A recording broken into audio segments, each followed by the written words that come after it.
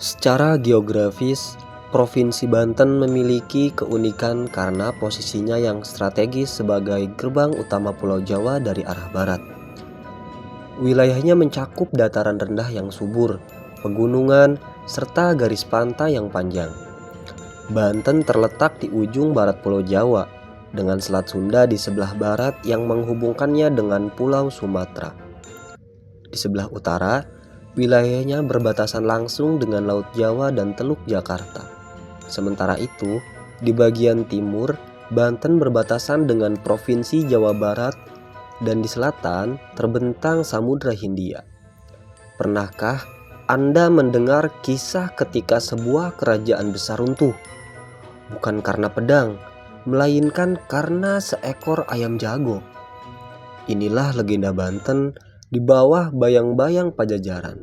Pertarungan keyakinan yang mengubah sejarah Jawa Barat selamanya. Tahu nggak?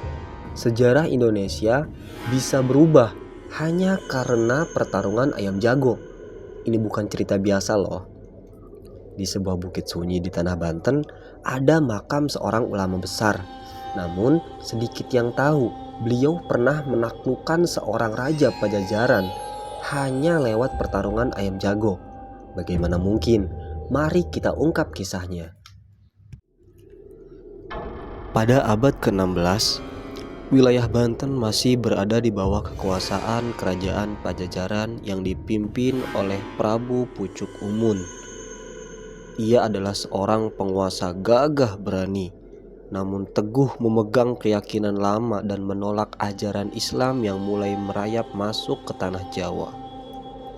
Di sisi lain, sebuah pergerakan dakwah Islam mulai berkembang pesat, dipimpin oleh Sultan Maulana Hasanuddin, putra dari Sunan Gunung Jati. Ajaran Islam disebarkan dengan damai, menarik simpati banyak rakyat. Maulana Hasanuddin menyadari bahwa untuk menyatukan Banten di bawah panji Islam, ia harus mengakhiri kekuasaan Prabu Pucuk Umun. Namun, ia tidak ingin ada pertumpahan darah. Maka diutuslah perwakilan untuk menemui Prabu Pucuk Umun guna berunding secara damai. Perundingan ini berujung pada sebuah tantangan yang tidak biasa. Prabu Pucuk Umun dengan kesombongan yang membara mengajukan sebuah sayembara, pertarungan adu ayam jago. Ia percaya bahwa ayam jagonya yang penuh dengan kesaktian dan dijaga oleh para prajurit gaib tidak akan terkalahkan. Kemenangan ayamnya akan menjadi bukti keunggulan keyakinannya, dan sebaliknya kekalahan akan berarti penyerahan kekuasaan.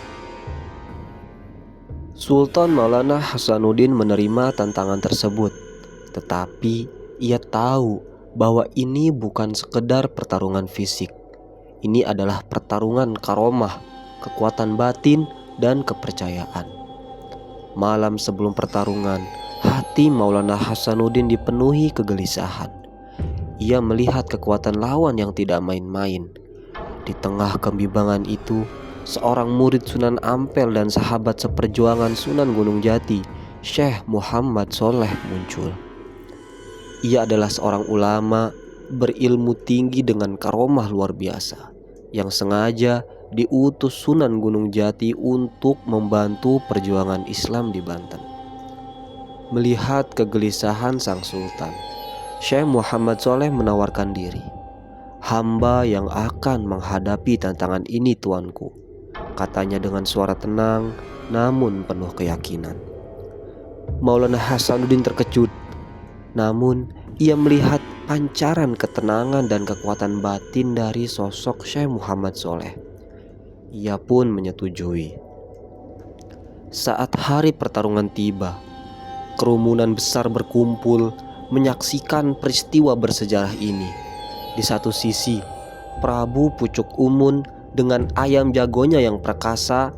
Di sisi lain, Maulana Hasanuddin berdiri bersama Syekh Muhammad Sholeh dengan karomah yang dimilikinya. Syekh Muhammad Sholeh memusatkan batin dan dalam sekejap ia mengubah dirinya menjadi seekor ayam jago. Ayam jago itu tidak terlihat besar atau kuat secara fisik, namun pancaran energinya terasa berbeda. Pertarungan dimulai. Ayam jago Prabu Pucuk Umun menyerang dengan cepat dan ganas. Ayam jelmaan Syekh Muhammad Soleh dengan sigap menghindari setiap serangan, bergerak lincah seolah menari di udara. Pertarungan berlangsung sengit, diwarnai suara sorak-sorai penonton. Ayam Syekh Muhammad Soleh terus bertahan, memanfaatkan kelincahan dan kecerdikannya, hingga pada satu momen krusial ayam jago Syekh Muhammad Soleh melancarkan pukulan terakhir, satu serangan telak yang membuat ayam jago Prabu Pucuk Umun tumbang tak berdaya. Kemenangan itu disambut dengan sorak gembira dari pihak Maulana Hasanuddin, sementara Prabu Pucuk Umun dan pasukannya diliputi kekecewaan dan kemarahan. Dalam kekacauan tersebut, Prabu Pucuk Umun tercerai-berai dan kekuasaannya pun runtuh. Setelah pertarungan usai, Syekh Muhammad Soleh memutuskan untuk menetap. Ia memilih sebuah bukit yang tenang dan sunyi, tempat yang strategis untuk menyebarkan ajaran Islam. Di bukit itulah ia mendirikan sebuah pondok sederhana, mengajar para murid dan membimbing masyarakat sekitar. Murid-muridnya datang dari berbagai penjuru, mempelajari ilmu agama, etika, dan kehidupan dari sang guru. Seiring berjalannya waktu, bukit itu menjadi pusat pembelajaran dan dakwah yang ramai. Demi menghormati peran besar Syekh Muhammad Soleh, masyarakat sekitar kemudian menamai bukit tersebut dengan nama Gunung Santri.